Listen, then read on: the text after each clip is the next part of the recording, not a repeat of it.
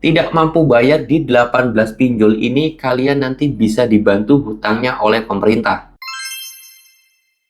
Assalamualaikum warahmatullahi wabarakatuh teman-teman semuanya. Pada kesempatan video kali ini saya ingin membahas tentang beberapa pinjol ketika kalian itu galbay, itu hutang kalian bisa dibantu oleh pemerintah katanya.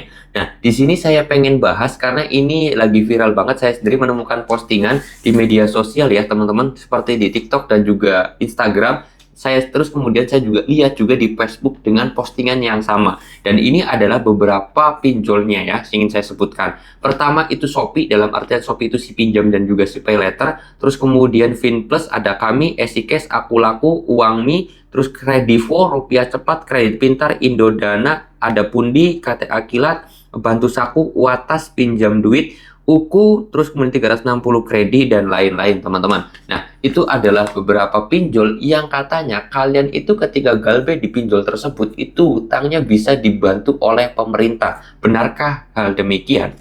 Karena di situ dalam postingan tersebut disuruh untuk mengisi formulir dan yang lain sebagainya. Oke, masalah hal itu teman-teman semuanya, tolong banget kepada teman-teman semuanya, ketika ada postingan yang sekiranya tidak masuk logika atau tidak masuk di akal, tidak masuk di nalar, jangan mudah terpercaya ya.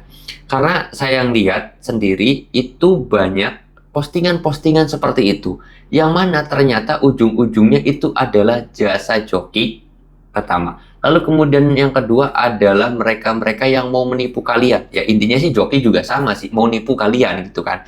Nah, ini semuanya mereka lakukan karena mereka itu pengen cari duit dari kalian, pengen mencuri data kalian, pengen memanfaatkan data pribadi kalian. Jadi ketika ada postingan yang pinjol ini bisa dibantu kok, hutangnya bisa lunas dengan tim IT kami, itu adalah hoax, itu adalah bohong, itu adalah dusta teman-teman. Kalau mereka sendiri bisa menghapus data hutang pinjol, kenapa nggak data dia aja dipakai? Dia pinjam 100 juta, datanya dihapus. Dia pinjam 50 juta, datanya dihapus. Udah pasti kaya, nggak butuh posting-postingan lagi di media sosial seperti itu, kan gitu. Kalau misalkan dia mengatakan bahwa pinjol ini bisa dibantu oleh pemerintah, hutang kita bakal dilunasin, ya kamu aja pinjam di pinjol itu, terus kemudian kamu galbay karena nanti mau dibantu oleh pemerintah. Kenapa? Mereka kok nggak melakukan itu? Ya karena mereka sebenarnya mau nipu kalian ya.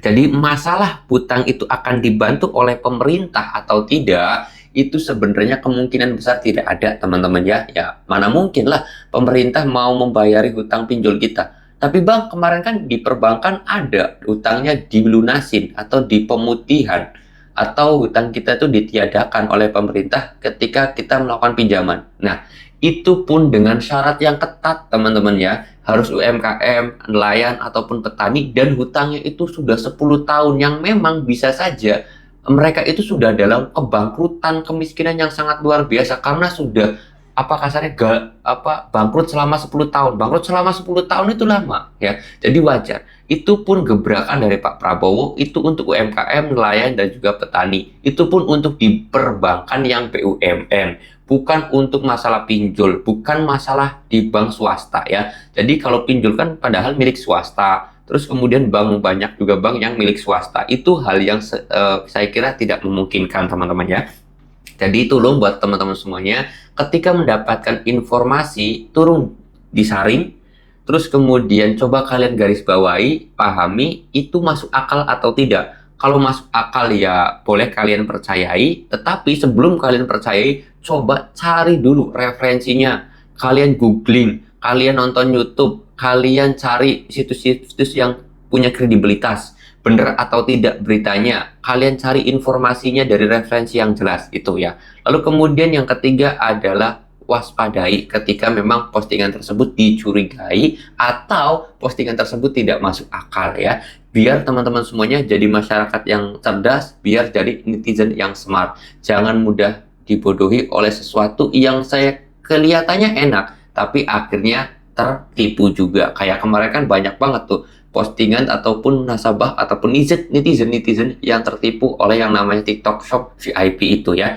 Jadi saya harap teman-teman semuanya bisa berpikir lebih luas, bisa berpikir lebih cerdas terhadap apapun yang ada di media sosial. Saya mau tutup dulu videonya dengan kata Assalamualaikum warahmatullahi wabarakatuh.